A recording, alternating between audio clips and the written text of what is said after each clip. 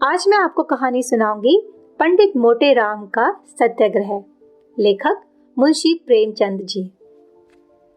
His excellency viceroy Banaras आ रहे थे। सरकारी कर्मचारी छोटे से बड़े तक उनकी स्वागत की तैयारियों में लगे थे। इधर कांग्रेस ने शहर में हड़ताल मनाने की सूचना दे दी थी। इससे कर्मचारियों में बड़ी हलचल मच गई थी। एक और सड़कों पर झंडियां लगाई जा रही थी, सफाइयां हो रही थी, पंडाल बन रहा था। दूसरी ओर फौज और पुलिस सिपाही संगीने चढ़ाए शहर की गलियों में और सड़कों में कवायद करते फिरते थे। कर्मचारियों की सिर तोड़ कोशिश थी कि हड़ताल न होने पाए, मगर कांग्रेसियों की धुन थी कि हड़ताल हो और जरूर हो। अगर कर्मचारियों को पशु बल का जोर है तो हमें नैतिक बल का भरोसा। इस पर दोनों की परीक्षा हो ही जाए कि मैदान किसके हाथ रहता है। घोड़े पर सवार मजिस्ट्रेट सुबह से शाम तक दुकानदारों को धमकियां देते फिरते थे।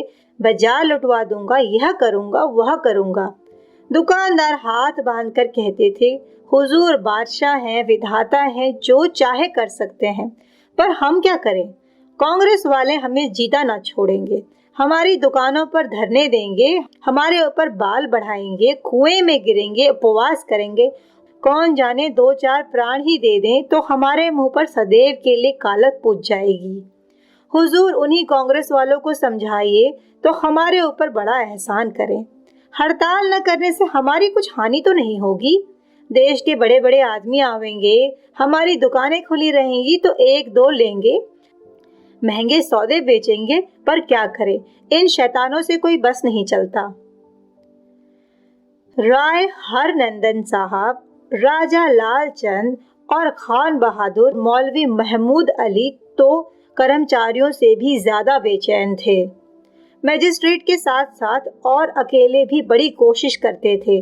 अपने मकान पर बुलाकर दुकानदारों को समझाते, अनुनय विनय करते, आंखें दिखाते, इक्के बग्गी वालों को धमकाते, मजदूरों की खुशामद करते। पर कांग्रेस के मुट्ठी भर आदमियों का कुछ ऐसा आतंक छाया हुआ था कि कोई उनकी सुनता ही ना था। यहाँ तक कि पड़ोस की कुंजड़न ने भी निर्भय होकर कह दिया, हुजूर चाहे मार डालो पर दुकान ना खुलेगी, नाक ना कटवाऊंगी। सबसे बड़ी चिंता यह थी कि पंडाल बनाने वाले मजदूर, बढ़ई, लोहार वगैरह काम न छोड़ दें, नहीं तो अनर्थ ही हो जाएगा। राय साहब ने कहा, हुजूर दूसरे शहर से दुकानदार बुलवाएंगे और एक बाजार अलग खोलेंगे। खान साहब ने फरमाया, वक्त इतना कम है कि दूसरा बाजार तैयार नहीं हो सकता। हुजूर कांग्रेस वालों को गिरफ्तार कर ले या उनकी जायदाद जब्त कर ले, फिर देखें कैसे काबू में नहीं आते। राजा साहब बोले, पकड़ धक्कड़ से तो लोग और झल्लेंगे। कांग्रेस से हुजूर कहे कि तुम हड़ताल बंद कर दो तो सबको सरकारी नौकरी दे दी जाएगी, उसमें अधिकांश बेकार लोग पड़े हैं, यह प्रलोभन पाते ही फूल उठेंगे। मगर मजिस्ट्रेट को कोई राय न जंची। यहाँ तक कि वॉइसरॉय के आने में 3 दिन और रह गए। आखिर राजा साहब को एक युक्ति सूझी, क्यों ना हम लोग भी नैतिक बल का प्रयोग करें। आखिर कांग्रेस वाले धर्म और नीति के नाम पर ही तो यह तुम्हार बांधते हैं, हम लोग भी उन्हीं का अनुकरण करें, शेर को उन्हीं के मांद में पछाड़ें। कोई ऐसा आदमी पैदा करना चाहिए जो व्रत रखे कि दुकान न खुलेगी तो मैं प्राण दे दूंगा। यह जरूरी है कि वह ब्राह्मण हो और ऐसा जिसको शहर के लोग मानते हों, आदर करते हों। अन्य सहयोगियों के मन में भी यह बात बैठ गई। उछल पड़े। राय साहब ने कहा, बस अब पड़ाव मार लिया। अच्छा, ऐसा कौन पंडित है? पंडित गदाधर शर्मा? राजा जी, जी नहीं, उसे कौन मानता है, खाली समाचार पत्रों में लिखता करता है, शहर के लोग उसे क्या जाने। राय साहब, दमड़ी ओझा तो है ही इस ढंग का। राजा, जी नहीं, कॉलेज के विद्यार्थियों के सिवा उसे कौन जानता है। राय साहब, पंडित मोटेराम शास्त्री। राजा, बस बस, आपने खूब सोचा, बेशक वह है इस ढंग का, उसी को बुलवाना चाहिए। विद्वान है, धर्म कर्म से रहता है, चतुर भी है। वह अगर हाथ में आ जाए तो फिर बाजी हमारी है। राय साहब ने तुरंत पंडित मोटेराम के घर संदेश भेजा उस समय शास्त्री जी पूजा पर थे, पर पैगाम सुनते ही जल्दी से पूजा समाप्त की और चले। राजा साहब ने बुलाया है, धन्य भाग। धर्मपत्नी से बोले, आज चंद्रमा कुछ बली मालूम होता है, कपड़े लाओ, देखो क्यों बुलवाया है। स्त्री ने कहा, भोजन तैयार है, करते जाओ, न जाने कब लौटने का अवसर मिले। किंतु शास्त्री जी ने आदमी को इतनी देर खड़ा रखना उचित न समझा। जाड़े के दिन थे, हरी बनात की अचकन पहनी, सिर पर लाल शंजाफ लगी हुई थी, गले में एक जरी का दुपट्टा डाला, फिर सर पर बनारसी साफा बांधा, लाल चौड़े किनारे की रेशमी धोती पहनी और खड़ाओं पर चले। उनके मुख से ब्रह्म तेज टपकता था। दूर से ही मालूम होता था कि कोई महात्मा आ रहे हैं। रास्ते में जो मिलता सिर झुकाता। कितने ही दुकानदारों ने उन्हें खड़े होकर पैलगी की। आज काशी का नाम इन्हीं की बदौलत चल रहा है, नहीं तो और कौन रह गया। कितना नर्म स्वभाव है, बालकों से हंसकर बात करते हैं। इस ठाट से पंडित जी राजा साहब के मकान पर पहुंचे। तीनों मित्रों ने खड़े होकर उनका सम्मान किया। खां बहादुर बोले, कहिए पंडित जी, मिजाज तो अच्छे हैं, वल्लाह आप नुमाइश में रखने के काबिल आदमी हैं। आपका वजन तो 10 मन से कम ना होगा। राय साहब, 1 मन इल्म के लिए 10 मन अकल चाहिए, उसी कायदे से 1 मन अकल के लिए 10 मन का जिस्म जरूरी है, नहीं तो उसका बोझ कौन उठाए। राजा साहब, आप लोग इसका मतलब नहीं समझ सकते। बुद्धि एक प्रकार का नजला है, जब दिमाग में नहीं समाती जिस्म में आ जाती है। हाँ साहब, मैंने तो बुजुर्गों की जुबानी सुना है कि मोटे आदमी अकल के दुश्मन होते हैं।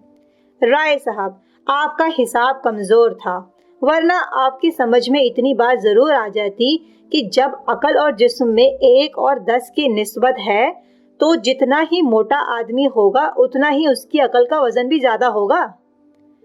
राजा साहब, इससे यह साबित हुआ कि जितना मोटा आदमी उतनी मोटी उसकी अकल। मोटेराम, जब मोटी अकल की बदौलत राज दरबार में पूछ होती है, तो मुझे पतली अकल लेकर क्या करना है। हास परिहास के बाद राजा साहब ने वर्तमान समस्या पंडित जी के सामने उपस्थित की और उसके निवारण का जो उपाय सोचा था वह भी प्रकट किया। बोले, बस यह समझ लीजिए कि इस साल आपका भविष्य पूर्णतः अपने हाथों में है। शायद किसी आदमी को अपने भाग्य निर्माण का ऐसा महत्वपूर्ण अवसर ना मिला होगा। हड़ताल ना हुई तो और तो कुछ नहीं कह सकते। आपको जीवन भर किसी के दरवाजे जाने की जरूरत ना होगी। बस ऐसा कोई व्रत ठानिए कि शहर वाले थर्रा उठें। कांग्रेस वालों ने धर्म की आड़ लेकर इतनी शक्ति बढ़ाई है। बस ऐसी कोई युक्ति निकालिए कि जनता के धार्मिक भावों को चोट पहुंचे। मोटेराम ने गंभीर भाव से उत्तर दिया, यह तो कोई ऐसा कठिन काम नहीं है। मैं तो ऐसे ऐसे अनुष्ठान कर सकता हूँ कि आकाश से जल की वर्षा कर दूं, मरी के प्रकोप को भी शांत कर दूं, अन्न का भाव घटा दूं। कांग्रेस वालों को परास्त कर देना कोई बड़ी बात तो नहीं। अंग्रेजी पढ़े लिखे महानुभाव समझते हैं कि जो काम हम कर सकते हैं वह कोई नहीं कर सकता, पर गुप्त विद्याओं का उन्हें ज्ञान ही नहीं। हाँ साहब, तब तो जनाब यह कहना चाहते हैं कि आप दूसरे खुदा हैं। हमें क्या मालूम था कि आप में कुदरत है, नहीं तो इतने दिनों तक क्यों परेशान होते। मोटेराम साहब, मैं गुप्त धन का पता लगा सकता हूँ, पितरों को बुला सकता हूँ, केवल गुण ग्राहक चाहिए। संसार में गुणियों का अभाव नहीं, गुणानियों का ही अभाव है। गुण न हिरानो, गुण गाहक हिरानो है।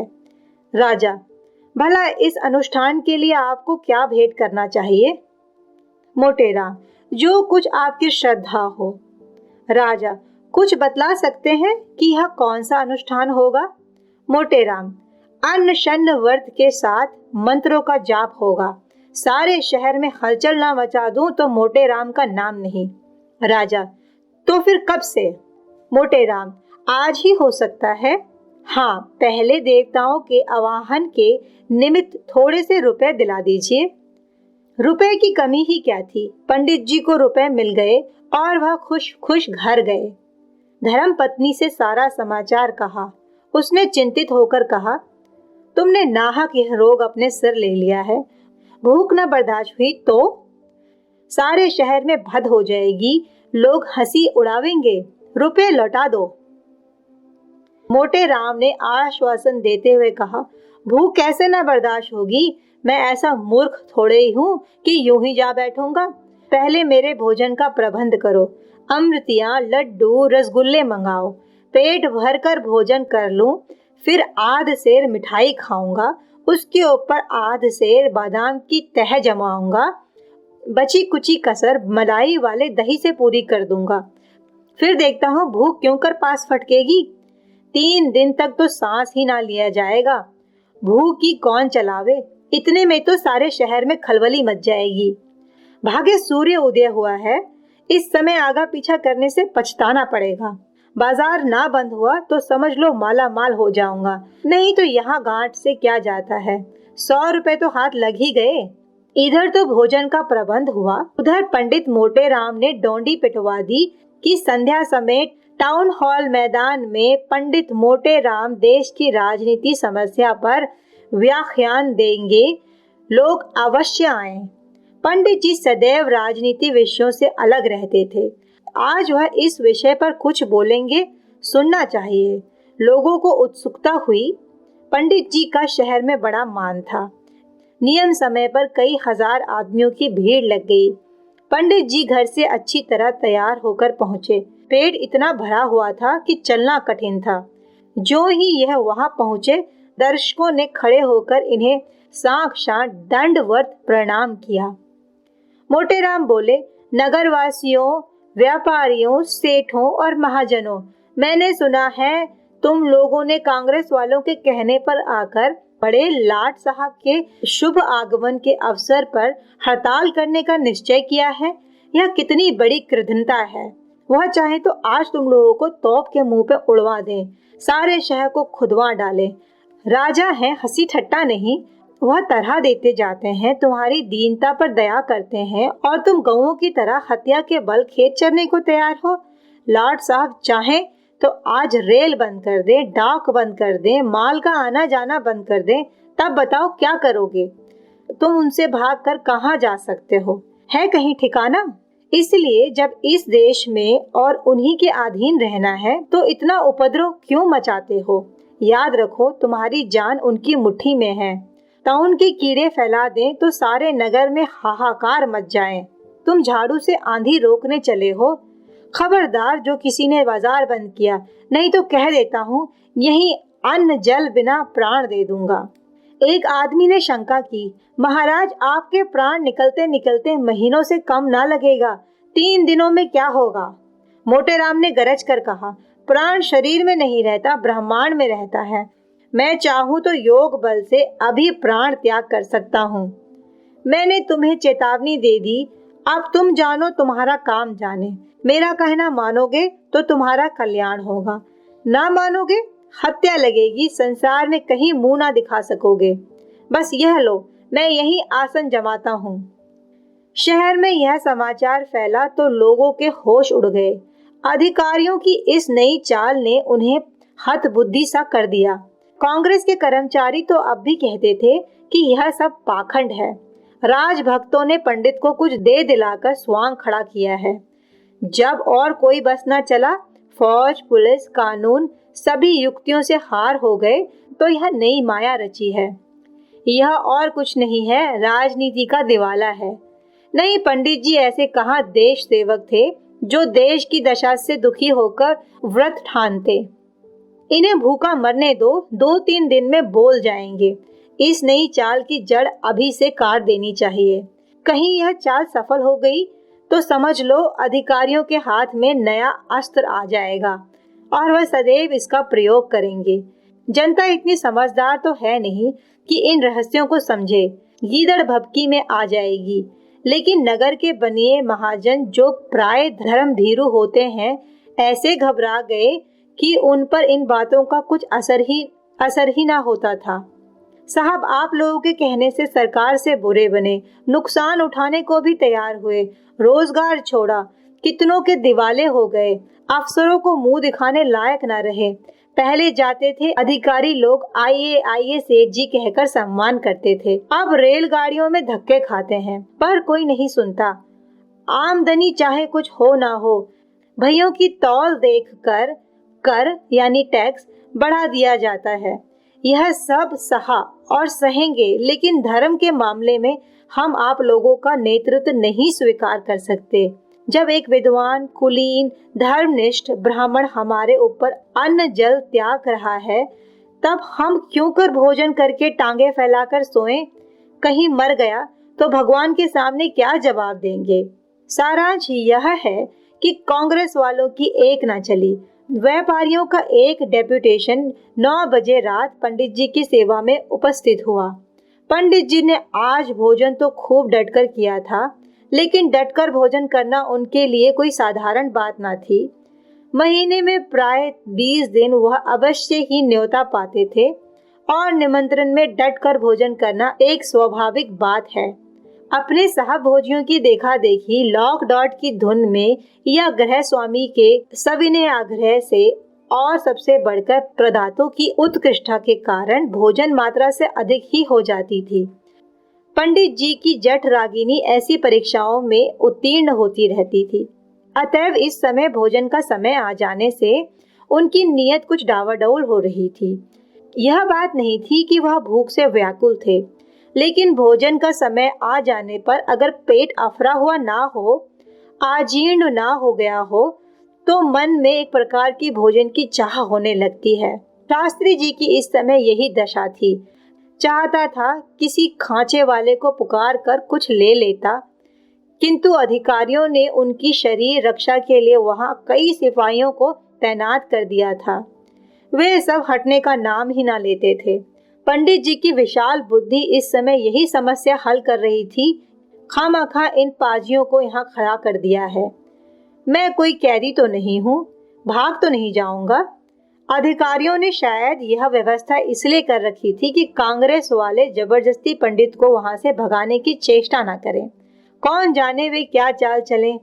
ऐसे अनुचित और अपमानजनक व्यवहारों से पंडित जी की रक्षा करना अधिकारियों का कर्तव्य था।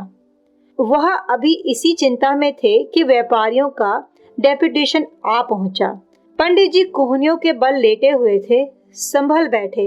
नेताओं ने उनके चरण छूकर कहा, महाराज, हमारे ऊपर आपने क्या कोप किया है? आपकी जो आज्ञा हो वह हम शिरोधार्य करेंगे।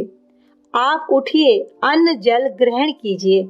हमें नहीं मालूम था कि आप सचमुच यह व्रत ठानने वाले हैं, नहीं तो हम पहले ही आपसे विनती करते। आप कृपा कीजिए, 10 बजने का समय है, हम आपका वचन कभी ना टालेंगे। मोटेराम, ये कांग्रेस वाले तुम्हें मटियामेट करके छोड़ेंगे। आप तो डूबते ही हैं, तुम्हें भी अपने साथ ले डूबेंगे। बाजार बंद रहेगा तो इससे तुम्हारा ही तो टोटा होगा। सरकार को क्या होगा? तुम नौकरी छोड़ दोगे, आप भूखों मरोगे। सरकार को क्या होगा? तुम जेल जाओगे, आप चक्की पीसोगे। सरकार को क्या? ना जाने इन सबको क्या सनक सवार हो गई है कि अपनी नाक काट कर दूसरों का असगुन मानते हैं। तुम इन कुपंथियों के कहने में ना आ जाओ। क्यों दुकानें खुली रखोगे? सेठ, महाराज, जब तक शहर के आदमियों की पंचायत ना हो जाए तब तक हम इसका बीमा कैसे ले सकते हैं? कांग्रेस वालों ने कहीं लूट मचवा दी तो कौन हमारी मदद करेगा? आप उठिए, भोजन पाइए। हम कल पंचायत करके आपकी सेवा में जैसा कुछ होगा हाल देंगे। मोटेराम, तो फिर पंचायत करके आना। डेपुटेशन जब निराश होकर लौटने लगा तो पंडित जी ने कहा, किसी के पास सूंघनी तो नहीं? एक महाराज ने डिबिया निकाल कर दे दी। लोगों के जाने के बाद मोटेराम ने पुलिस वालों से पूछा, तुम यहाँ क्यों खड़े हो? सिपाहियों ने कहा, साहब का हुक्म है, क्या करें? मोटेराम, यहाँ से चले जाओ। सिपाही, आपके कहने से चले जाएं, कल नौकरी छूट जाएगी तो आप खाने को देंगे? मोटेराम, हम कहते हैं चले जाओ, नहीं तो हम ही यहाँ से चले जाएंगे। हम कोई कैदी नहीं जो तुम घेरे हुए हो। सिपाही, चले क्या जाएंगे? मजाल है। मोटेराम, मजाल क्यों नहीं है? कोई जुर्म किया है? सिपाही, अच्छा जाओ तो देखें। पंडित जी ब्रह्म तेज में आकर उठे और एक सिपाही को इतनी जोर से धक्का दिया कि वह कई कदम पर जाकर गिरे। दूसरे सिपाही की हिम्मत छूट गई। पंडित जी को उन सब ने थल-थल समझ लिया था। पराक्रम देखा तो चुपके से सटक गए। मोटे राम अब लगे इधर उधर नजरें दौड़ाने कि कोई खांचे वाला नजर आ जाए, उससे कुछ ले लूं। किंतु ध्यान आ गया, कहीं उसने किसी को कह दिया तो लोग तालियां बजाकर हंसेंगे। नहीं, ऐसी चतुराई से काम करना पड़ेगा कि किसी को कानों कान खबर ना हो। ऐसे ही संकटों में तो बुद्धि बल का परिचय होता है। एक क्षण में उन्होंने इस कठिन प्रश्न को हल कर दिया। देव योगे से उसी समय एक खांचे वाला जाता दिखाई दिया। 11 बज चुके थे, चारों तरफ सन्नाटा छा गया था। पंडित जी ने बुलाया, खांचे वाले, ओ खांचे वाले। खांचे वाला, कहिए क्या दूं? भूख लगाई ना? अन्न जल छोड़ना साधुओं का काम है, हमारा आपका नहीं। मोटे राम, अबे क्या कहता है, यहाँ क्या किसी साधु से कम है? चाहे तो महीने पड़े रहे और भूख प्यास भी ना लगे। तुझे तो केवल इसलिए बुलाया है। जरा अपनी कुप्पी मुझे दे दे, देखूं तो वहाँ क्या रेंग रहा है। मुझे भय होता है कि सांप ही ना हो। खींचे वाले ने कुप्पी उतार कर दे दी।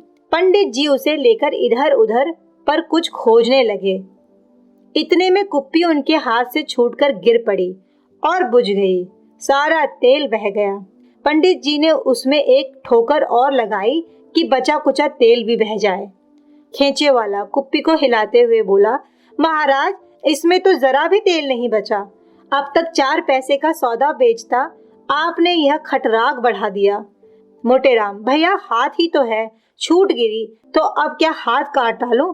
यह लो पैसे, जाकर कहीं से तेल भरा लो। खींचे वाला पैसे हाथों में लेकर, तो अब तेल भरवा कर मैं यहाँ थोड़ी आऊंगा। मोटे राम, खोचा रखे जाओ, लपक कर थोड़ा तेल ले लो, नहीं मुझे कोई सांप काट लेगा तो तुम्ही पर हत्या पड़ेगी। कोई जानवर है जरूर, देखो वह रेंगता है। ओह, अब गायब हो गया। दौड़ जाओ पट्टे, तेल लेते आओ, मैं तुम्हारे खोचे को देखता रहूंगा। डरते हो तो अपने रुपए पैसे भी लेते जाओ। खोचे वाला बड़े धर्म संकट में पड़ा। खोचे से पैसे निकालता है तो यह भय कि पंडित जी अपने दिल में बुरा मानेंगे। सोचे मुझे कोई बेईमान समझ रहा है, छोड़कर जाता है तो कौन जाने किसकी नीयत क्या हो। किसी की नीयत सदा ठीक भी तो नहीं रहती। अंत को उसने यही निश्चय किया कि खोचे यहीं छोड़ दूं, जो कुछ तकदीर में होगा वह होगा। वह उधर बाजार की तरफ चला। इधर पंडित जी ने खोचे पर निगाह दौड़ाई तो बहुत हताश हुए। मिठाई बहुत कम बची रही थी, मगर किसी में 2 अदद से ज्यादा निकलने की गुंजाइश ना थी। भांडा फूट जाने का खटका भी था। पंडित जी ने सोचा, इतने से क्या होगा, केवल सुधा और प्रबल हो जाएगी, शेर के मुंह खून लग जाएगा। गुनाह बेलज्जत है। अपनी जगह पर जा बैठे, लेकिन दम भर के बाद प्यास ने फिर जोर किया। सोचे कुछ तो ठाटस हो ही जाएगी। आहार कितना ही सूक्ष्म हो, फिर भी आहार ही है। उठे, मिठाई निकाली, पर पहला ही लड्डू मुंह में रखा था कि देखा खोचे वाला तेल की कुप्पी जलाए कदम बढ़ाता चला आ रहा है। उसके पहुंचने से पहले मिठाई का समाप्त हो जाना अनिवार्य था। एक साथ 2 चीज मुंह में रखी। अभी चुबला ही रहे थे कि वह निशाचर 10 कदम और आगे बढ़ गया। एक साथ 4 चीजें मुंह में डाली और अधकुचली ही निगल गए। अभी 6 अदद और थीं और खोचे वाला फाटक तक आ चुका था। सारी की सारी मिठाई मुंह में डाल ली। अब न चबाते बनता था न उगलते। वह शैतान मोटे राम की तरफ कुप्पी चमकाता हुआ चला ही आता था। जब वह बिल्कुल सामने आ गया तो पंडित जी ने जल्दी से सारी मिठाई निगल ली। आखिर आदमी ही तो थे, मगर तो नहीं। आंखों में पानी भर आया, गला फंस गया, शरीर में रोमांच हो गया, जोर से खांसने लगे। खोचे वाले ने तेल की कुप्पी बढ़ाते हुए कहा, यह लीजिए, देखिए, चले तो हैं आप उपवास करने, पर प्राणों का इतना डर। आपको क्या चिंता, प्राण भी निकल गए तो सरकार बाल बच्चों की परवस्ती करेगी। पंडित जी को क्रोध तो ऐसा आया कि इस पाजी को खोटी खरी सुनाऊं, लेकिन गले से आवाज ही ना निकलती थी। कुप्पी चुपके से ले ली और झूठ मूठ इधर उधर देखकर लौटा दी। खोचे वाला, आपको क्या पड़ी जो सरकार का पशन करने? कहीं कल दिन भर पंचायत होगी तो रात तक कुछ तय होगा। तब तक तो आपकी आंखों में तितलियां उड़ने लगेंगी। यह कहकर वह चला गया और पंडित जी भी थोड़ी देर तक खांसने के बाद सो रहे। दूसरे दिन सवेरे ही व्यापारियों ने मिसकॉट करनी शुरू कर दी। उधर कांग्रेस वालों में भी हलचल मच गई। अमन सभा के अधिकारियों ने भी कान खड़े किए। यह तो इन भोले भाले बनियों को धमकाने की अच्छी तरकीब हाथ आई। पंडित समाज ने अलग एक सभा की और उसमें यह निश्चय किया कि पंडित मोटेराम को राजनीति मामलों में पढ़ने का कोई अधिकार नहीं। हमारा राजनीति से क्या संबंध। गरज सारा दिन इसी वाद विवाद में कट गया और किसी ने पंडित जी की खबर ही ना ली। लोग खुल्लम खुल्ला कहते थे कि पंडित जी ने 1000 रुपए सरकार से लेकर यह अनुष्ठान किया था। बेचारे पंडित जी ने रात तो लोट पोट कर काटी, पर उठे तो शरीर मुर्दा सा जान पड़ता था। खड़े होते थे, आंखें तिलमिलाने लगती थी, सिर में चक्कर आ जाता था, पेट में जैसे कोई बैठा हुआ कुरेद रहा हो। सड़क की तरफ आंखें लगी हुई थी कि लोग मनाने तो नहीं आ रहे। संध्योपासन का समय इसी प्रतीक्षा में गया। इस समय पूजन के पश्चात नित्य नाश्ता किया करते थे। आज अभी मुंह में पानी तक ना गया। ना जाने वह शुभ घड़ी कब आएगी। फिर पंडिताइन पर बड़ा क्रोध आने लगा। आप तो रात को पेट भर खाकर सो गई होंगी, इस वक्त भी जलपान कर रही होंगी, पर इधर भूल कर भी ना झांकी कि मरे या जीते हैं। कुछ बात करने के बहाने से क्या थोड़ा सा मोहन भोग बनाकर ना ला सकती थी? पर किसे इसकी चिंता है। रुपए लेकर रख लिए, फिर जो कुछ मिलेगा वह भी रख लेगी। मुझे उल्लू बनाया। किस्सा कोताह। पंडित जी ने दिन भर इंतजार किया, पर कोई मनाने वाला नजर न आया। लोगों के दिल में यह संदेह पैदा हुआ कि पंडित जी ने कुछ ले देकर यह स्वांग रचा है। स्वार्थ के वशीभूत होकर यह पाखंड खड़ा किया है। वही उनको मनाने में बाधक होता था। रात को 9 बज गए थे। सेठ भोंदूमल ने, जो व्यापारी समाज के नेता थे, निश्चयात्मक भाव से कहा, मान लिया पंडित ने स्वार्थवश ही यह अनुष्ठान किया है, पर इससे वह कष्ट तो कम नहीं हो सकता जो अन्न जल के बिना प्राणी मात्र को होता है। यह धर्म के विरुद्ध है कि एक ब्राह्मण हमारे ऊपर दाना पानी त्याग दे और हम पेट भरकर चैन की नींद सोएं। अगर उन्होंने धर्म के विरुद्ध आचरण किया है तो उसका दंड उन्हें भोगना पड़ेगा। हम क्यों अपने कर्तव्य से मुंह फेरें? कांग्रेस के मंत्री ने दबी हुई आवाज से कहा, मुझे तो जो कहना था मैं वह कह चुका। आप लोग समाज के अगुआ हैं, जो फैसला कीजिए हमें मंजूर है। चलिए मैं अभी आपके साथ चलूंगा, धर्म का कुछ अंश मुझे भी तो मिल जाएगा। पर एक विनती सुन लीजिए, आप लोग पहले मुझे वहां जाने दीजिए। मैं एकांत में उनसे 10 मिनट बातें करता हूँ। आप लोग फाटक पर खड़े रहिए। जब मैं वहां से लौट आऊं तो फिर आइएगा। इसमें किसी को क्या आपत्ति हो सकती थी? प्रार्थना स्वीकृत हो गई। मंत्री जी पुलिस विभाग में बहुत दिनों तक रह चुके थे, मानव चरित्र की कमजोरियों को जानते थे।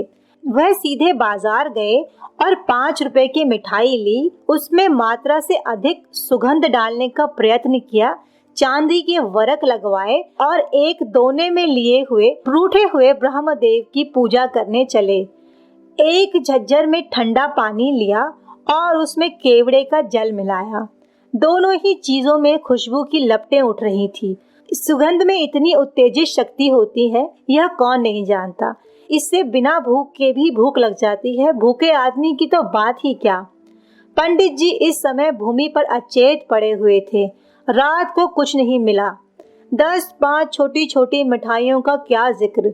दोपहर को कुछ नहीं मिला और इस वक्त भी भोजन की बेला टल गई थी। भूख में अब आशा की व्याकुलता नहीं थी, निराशा की शिथिलता थी। सारे अंग ढीले पड़ गए थे, यहाँ तक कि आंखें भी न खुलती थी। उन्हें खोलने की बार बार चेष्टा करते थे, पर वे आप ही बंद हो जाती थी। होंठ सूख गए थे। जिंदगी का कोई चिन्ह था तो बस उनका धीरे धीरे करहाना। ऐसा संकट उनके ऊपर कभी ना पड़ा था। आजीवन की शिकायत तो उन्हें महीने में 2-4 बार होती थी, जिसे वो हड़ आदियों की फकियों से शांत कर लिया करते थे। पर आजीर्ण अवस्था में ऐसा कभी न हुआ था कि उन्होंने भोजन छोड़ दिया हो। नगर निवासियों को, अमन सभा को, सरकार को, ईश्वर को, कांग्रेस को और धर्मपत्नी को जी भरकर कोस चुके थे। किसी से कोई आशा ना थी। अब इतनी शक्ति भी ना रही थी कि स्वयं खड़े होकर बाजार जा सके। निश्चय हो गया था कि आज रात में अवश्य प्राण पखेरु उड़ जाएंगे। जीवन सूत्र कोई रस्सी तो नहीं है कि चाहे जितना झटके और टूटने का नाम ना ले। मंत्री जी ने पुकारा, शास्त्री जी। मोटे राम ने पड़े पड़े आंखें खोल दी। उनमें ऐसी करुणा वेदना भरी हुई थी जैसे किसी बालक के हाथ से कौवा मिठाई छीनकर ले गया हो। मंत्री जी ने दोने की मिठाई सामने रख दी और झज्जर पर कुल्हड़ औंधा दिया। इस काम से सूचित होकर बोले, यहाँ कब तक पड़े रहेंगे? सुगंध ने पंडित जी की इंद्रियों पर संजीवनी का काम किया। पंडित जी उठ बैठे और बोले, देखो कब तक निश्चय होता है। मंत्री, यहाँ कुछ निश्चय विश्चय ना होगा। आज दिन भर पंचायत हुई है, कुछ ना तय हुआ। कल कहीं शाम को लाट साहब आएंगे, तब तक तो ना जाने आपकी क्या दशा होगी। आपका चेहरा बिल्कुल पीला पड़ गया है। मोटे राम, यही मरना बदा होगा तो कौन टाल सकता है? इस दोने में कलाकंद है क्या? मंत्री जी, हाँ, तरह तरह की मिठाइयाँ हैं। एक नातेदार के यहाँ बेना भेजने के लिए विशेष रीति से बनवाई है। मोटे राम, जभी इनमें इतनी सुगंध है, जरा दोना खोलिए तो। मंत्री जी ने मुस्कुराकर दोना खोल दिया और पंडित जी नेत्रों से मिठाई खाने लगे। अंधा आंखें पाकर भी संसार को ऐसे तृष्णापूर्ण नेत्रों से ना देखेगा। मुंह में पानी भर आया। मंत्री जी ने कहा, आपका व्रत ना होता तो 2-4 मिठाइयाँ आपको भी चखाता। 5 रुपए सेर के दाम में दिए हैं। मोटे राम, तब तो बहुत ही श्रेष्ठ होंगी। मैंने बहुत दिन हुए कलाकंद नहीं खाया। मंत्री जी, आपने भी तो बैठे बिठाए झंझट मोल ले लिया। प्राण ही ना रहेंगे तो धन किस काम आएगा? मोटे राम, क्या करूं, फंस गया। मैं इतनी मिठाइयों का तो जलपान कर जाता था। भोले की दुकान की होंगी। मंत्री, चखिएगा 2-4। मोटे राम, क्या चखूं, धर्म संकट में पड़ा हूँ। मंत्री जी, अजी चखिए भी। इस समय जो आनंद प्राप्त होगा वह लाख रुपए से भी नहीं मिल सकता। कोई किसी से कहने जाता है क्या? मोटे राम, मुझे भय किसका है? मैं यहाँ दाना पानी बिना मर रहा हूँ और किसी को परवाह ही नहीं, तो फिर मुझे क्या डर है? लाओ, इधर दोना बढ़ाओ। जाओ, सबसे कह देना शास्त्री जी ने व्रत तोड़ दिया। भाड़ में जाए बाजार और व्यापार, यहाँ किसी की चिंता नहीं। जब धर्म नहीं रहा तो मैंने ही धर्म का बीड़ा थोड़े ही उठा रखा है। यह कहकर पंडित जी ने दोना अपनी तरफ खींच लिया और लगे बढ़ बढ़कर हाथ मारने, यहाँ तक कि पल भर में आधा दोना समाप्त हो गया। सेठ लोग आकर फाटक पर खड़े थे। मंत्री ने जाकर कहा, जरा चलकर तमाशा तो देखिए। आप लोगों को ना बाजार खोलना पड़ेगा, ना खुशामद करनी पड़ेगी। मैंने सारी समस्याएं हल कर दी। यह कांग्रेस का प्रताप है। चांदनी छिटकी हुई थी। लोगों ने आकर देखा, पंडित जी मिठाई ठिकाने लगाने में वैसे तन्मय हो रहे थे जैसे कोई महात्मा समाधि पे मग्न हो। भोंदूमल ने कहा, पंडित जी के चरण छूता हूँ। हम लोग तो आ ही रहे थे, आपने क्यों जल्दी की? ऐसी जुगत बताते कि आपकी प्रतिज्ञा भी ना टूटती और कार्य भी सिद्ध हो जाता। मोटे राम, मेरा काम सिद्ध हो गया। यह अलौकिक आनंद है जो धन के ढेरों से भी प्राप्त नहीं हो सकता। अगर कुछ श्रद्धा हो तो इसी दुकान की इतनी मिठाइयाँ और मंगवा दो। अंत में हम यह कहना ही भूल गए कि मंत्री जी को मिठाई लेकर मैदान में आते समय पुलिस के सिपाहियों को 4 आने पैसे देने पड़े थे। यह नियम विरुद्ध था, लेकिन मंत्री जी ने इस बात पर अड़ना उचित न समझा। धन्यवाद।